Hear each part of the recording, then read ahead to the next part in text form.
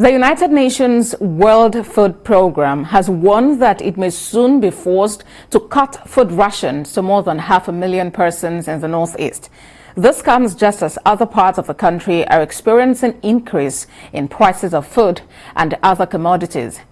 Joining me now to discuss this is World Food Programme spokesperson Tomson Phiri. Thank you for joining us on TVC News at 10.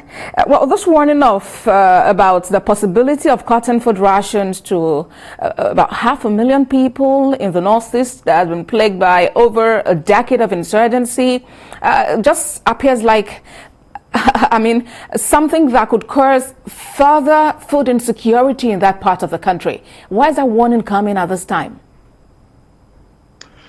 At this particular time, we are running short of funds. We have tried. We have had funding shortages in the past in Northeast Nigeria, but nothing to the extent that we have right now. We have an appeal out for 197 million United States dollars. Of that amount, we only have $6 million.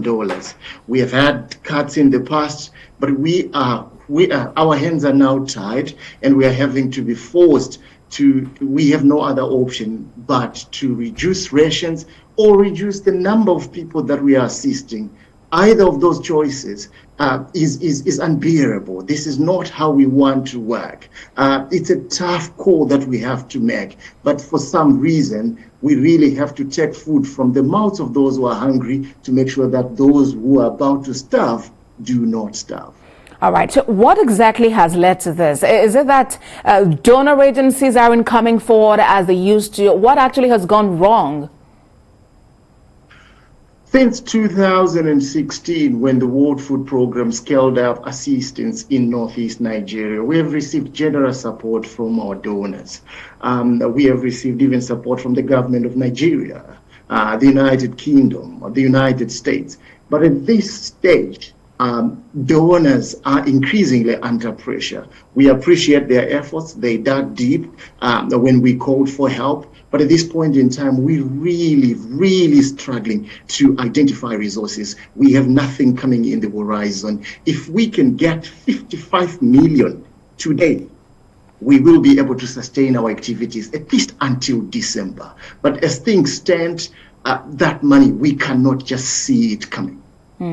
So as things stand presently, what would you advise or suggest be done to help these vulnerable people?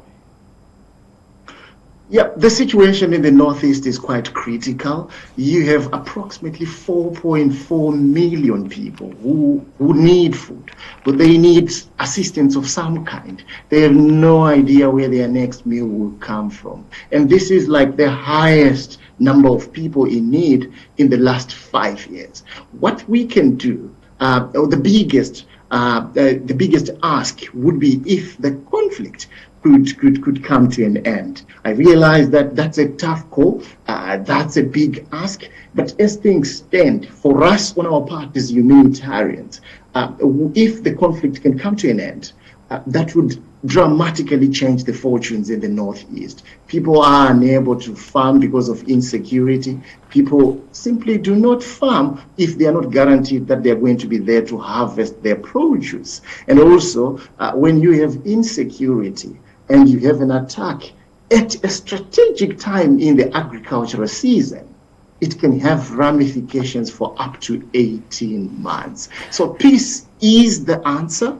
And on our part, we continue to appeal to donors to dig deeper. We realize the pressures that COVID-19 exerted on people. All right, Mr. Phiri, I believe one main point you've mentioned there is peace is the answer. The conflict must come to an end if we must see an end to all of this. Spokesperson of the World Food Programme, Tomson Phiri, thank you very much for joining us on TVC News at 10. Thank you for having me.